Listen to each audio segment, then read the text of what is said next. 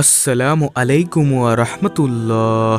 দর্শক, আমাদের এই পবিত্র ধর্ম ইসলাম ধর্মে দোয়া দুরুদ জিকির আজকার আমল করা খুবই সহজ। মানুষ চাইলে যে কোনো সময় ছোটখাটো আমল ও জিকির আজকার করতে পারে। বিনিময়ে আল্লাহ তাআলা বিপুল পরিমাণে সওয়াব দিয়ে থাকেন এবং আল্লাহ তাআলা সন্তুষ্ট হয়ে অগণিত পুণ্যে সমৃদ্ধ করেন, আখিরাতের সর্বোত্তম বিনিময় দান করেন। মুসলিমদের স্থায়ী ঠিকানা হলো জান্নাত। পৃথিবীর জীবন ক্ষণস্থায়ী, পরকালই অসীম অনন্ত। 2 দিনের এই জীবনে জান্নাতে যাওয়ার প্রস্তুতি নেওয়াই বুদ্ধিমানের কাজ। আর জান্নাত পেতে হলে অবশ্যই আমাদেরকে আমল করতে হবে, আল্লাহর হুকুম অনুযায়ী চলতে হবে, নবীজির দেখানো পথ অনুসরণ করতে হবে। তাই আজকের ভিডিওতে আমি আপনাদের জন্য খুবই গুরুত্বপূর্ণ 7টি আমল নিয়ে কথা বলবো ইনশাআল্লাহ।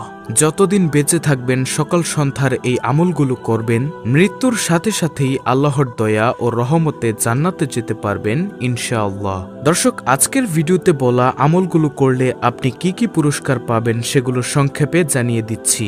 উঠতে বসতে চলতে ফিরতে যদি এই আমলগুলো আপনি করতে পারেন, আপনার জন্য রহমতের দরজা খুলে যাবে, রিজিকের দরজা খুলে যাবে, আপনার সকল কিছুতে বরকত হবে, রুজি রোজগারে বরকত হবে, ঘরে বরকত হবে, হায়াতে বরকত হবে, আপনার সকল কাজে আল্লাহর গায়েবী সাহায্য আসবে, দুনিয়া ও আখিরাতের ভরপুর কল্যাণ অর্জন হবে। আমি নিশ্চিত আজকের এই আমলের আলোচনাটি আপনার জীবনের মোড় ঘুরিয়ে দিবেন ইনশাআল্লাহ। তাই ধৈর্য ধরে ভিডিওটি দেখার ও শোনার জন্য অনুরোধ রইল। তাহলে চলুন সকাল সন্ধ্যার কিছু গুরুত্বপূর্ণ আমল আমরা জেনে নেই। দর্শক, সকাল সন্ধ্যার আমল নম্বর 1, সাইয়্যিদুল ইস্তেগফার বা ক্ষমা প্রার্থনার শ্রেষ্ঠ দোয়া নামে একটি দোয়া আছে।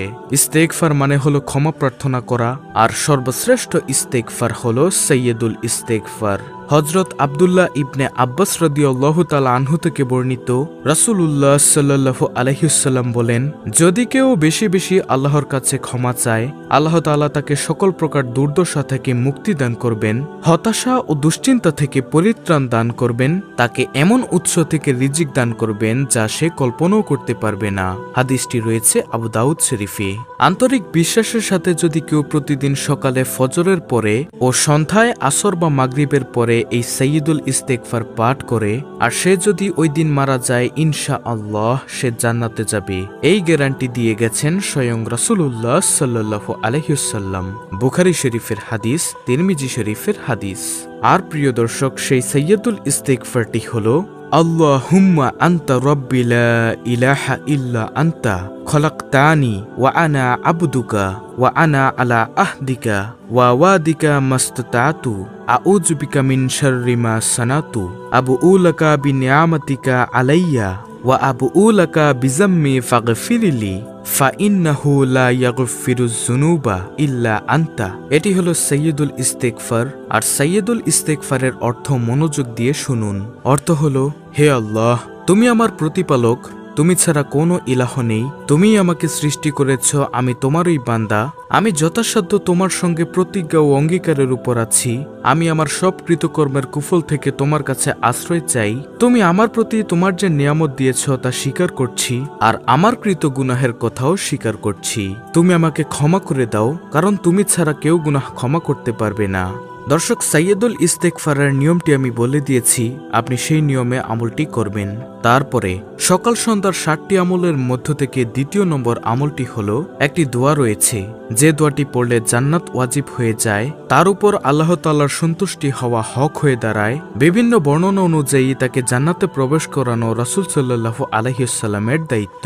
কিয়ামতের দিন আল্লাহর সন্তুষ্টি বা জান্নাত পাওয়ার জন্য সহজ এই আমলটি 3 বার করবেন। নবীজি সাল্লাল্লাহু আলাইহি ওয়াসাল্লাম বলেছেন, আল্লাহ তার বান্দাদের সাথে ওয়াদা করেছেন যে ব্যক্তি প্রত্যেকদিন সকালে 3 বার ও সন্ধ্যায় 3 বার এই দোয়া পড়বে, কিয়ামতের দিন আল্লাহ তার উপর সন্তুষ্ট থাকবেন। হিসনুল মুসলিম, পৃষ্ঠা নম্বর 138। আর সেই দোয়াটি হলো, রাদিতু বিল্লাহি রাব্বাও ওয়া বিল ইসলামি দিনাও ওয়া বি মুহাম্মাদিন নাবিয়্যা ওয়া রাসূলাহ সাল্লাল্লাহু আলাইহি ওয়াসাল্লাম। এই দোয়াটি পড়বেন 3 বার, সকালে ও সন্ধ্যায়, অর্থাৎ সকালে 3 বার এবং সন্ধ্যায় 3 বার। দোয়াটির অর্থ হচ্ছে, আমি আল্লাহকে রব হিসেবে, ইসলামকে দিন হিসেবে ও মুহাম্মদ সাল্লাল্লাহু আলাইহি ওয়াসাল্লামকে নবী হিসেবে পেয়ে সন্তুষ্ট। দোয়াটি আমি আবারও বলে দিচ্ছি। দোয়াটি হলো, রাদিতু বিল্লাহি রাব্বাও ওয়া বিল ইসলামি দিনাও ওয়া বিমুহাম্মাদিন নাবিয়্যি ওয়া রাসূলাহ সাল্লাল্লাহু আলাইহি ওয়াসাল্লাম। তারপরে প্রিয় দর্শক, সকাল সন্ধ্যার আরেকটি আমল হলো দুনিয়া ও আখিরাতের যেকোনো টেনশন বা দুশ্চিন্তা এবং মানসিক অস্থিরতা থেকে বেঁচে থাকার জন্য আমল। এই আমলটি করবেন 7 বার।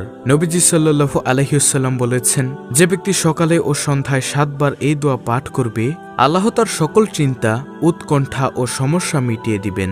সুবহানাল্লাহ। হিসনুল মুসলিম 132 নম্বর পৃষ্ঠা থেকে 133 নম্বর পৃষ্ঠা। আর উল্লেখিত দোয়াটি সূরা তওবার সর্বশেষ 129 নম্বর আয়াতে আল্লাহ তাআলা পড়ার জন্য বলেছেন। আর সেই দোয়াটি হলো, হাসবিয়াল্লাহু লা ইলাহা ইল্লা হুয়া আলাইহি তাওয়াক্কালতু ওয়া হুয়া রব্বুল আরশিল আজিম। প্রিয় দর্শক, দোয়াটি আমি আবারও বলে দিচ্ছি।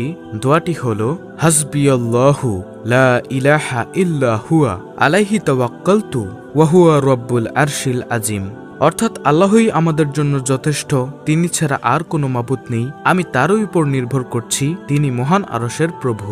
দর্শক, দোয়াগুলো ভিডিওর স্ক্রিনে বাংলা উচ্চারণ সহ দেওয়া আছে, আপনারা চাইলে স্ক্রিনশট নিয়ে মুখস্থ করে নিতে পারেন।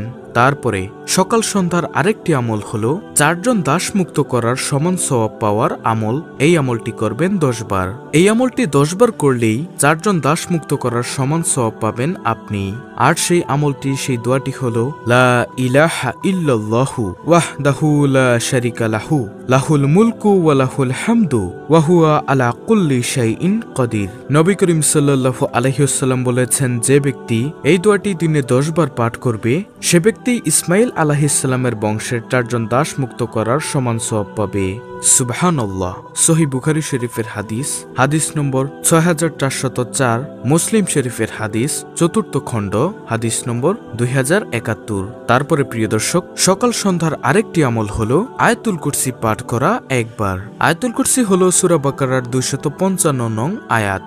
আয়াতুল কুরসির মতো এই পবিত্র মুবারক আয়াত দিনে রাতে বারবার পড়ার নির্দেশনা হাদিস শরীফে আছে। মুমিনের কর্তব্য এই পবিত্র আয়াতকে প্রতিদিনের ওজিফা বানিয়ে নেওয়া। রাসূলুল্লাহ সাল্লাল্লাহু আলাইহি ওয়াসাল্লাম বলেন, যে ব্যক্তি সকাল হওয়ার পর আয়াতুল কুরসি পড়বে, সন্ধ্যা পর্যন্ত জিন বা শয়তানের কবল হতে সে হেফাজতে থাকবে। আর যদি সে সন্ধ্যা হওয়ার পরে পাঠ করে, তাহলে সকাল হওয়া পর্যন্ত সে জিন বা শয়তানের কবল হতে হেফাজতে থাকবে। নাসাই শরীফের হাদিস।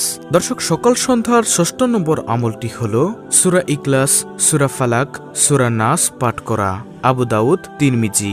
এগুলো হচ্ছে পবিত্র কোরআনুল কারীমের ছোট ছোট সূরা। দর্শক, এই সূরাগুলোর ফজিলত এই ভিডিওতে বলে শেষ করা যাবে না, অর্থাৎ অসংখ্য অসংখ্য সওয়াব রয়েছে। তাই আমি সর্বশেষ 7ম নম্বর আমলে চলে যাচ্ছি। দর্শক, সকাল সন্ধ্যার সর্বশেষ 7ম নম্বর আমলটি হলো সুবহানাল্লাহি ওয়া বিহামদিহি। এটি পাঠ করা 100 বার। সহিহ মুসলিম শরীফের হাদিস। যে ব্যক্তি সকালে 100 বার ও সন্ধ্যায় 100 বার এই তাসবিহ পাঠ করবে, কিয়ামতের দিন তার চাইতে উত্তম আমল নিয়ে আর কেউ আসতে পারবে না। তবে ওই ব্যক্তি ব্যতীত যিনি অনুরূপ তাসবিহ পাঠ করেছে অথবা তার চাইতে বেশি আমল করেছে, অর্থাৎ এই তাসবিহটি পাঠ করেছে সুবহানাল্লাহি ওয়া বিহামদিহি। তাহলে সকাল সন্ধ্যায় এই আমলগুলো আপনি করবেন। আমলগুলো আমি একের পর এক উচ্চারণ সহ স্ক্রিনের মধ্যে দিয়ে দিয়েছি, আপনারা দেখে দেখে শিখে নিতে পারেন। ভিডিওটি ভালো লাগলে অবশ্যই চ্যানেলটিকে সাবস্ক্রাইব করে পাশে থাকা বেল বাটন অল বাজিয়ে দিবেন। ভিডিওটিতে একটি লাইক দিবেন এবং কমেন্টে আমিন লিখবেন এবং অন্য মুসলিম ভাই বোনদের কাছে ভিডিওটি শেয়ার করে দিবেন, যেন তারাও এই সকাল সন্ধ্যার 7টি আমল দেখে শিখে করতে পারে। আল্লাহ রাব্বুল আলামিন আমাদের সকলকে উপরোক্ত আমলগুলো সহিহ শুদ্ধভাবে করার তৌফিক দান করুন। আমিন।